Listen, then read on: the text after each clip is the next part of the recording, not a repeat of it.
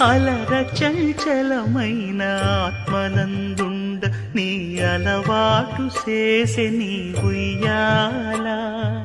అలర చంచలమైన ఆత్మనందుండని అలవాటు చేసే నీ ఉయ్యాల. పలుమారు ఉచ్ఛ్వాస పవనమందుండ నీ భావంబు తెలిపే నీ ఉయ్యాల.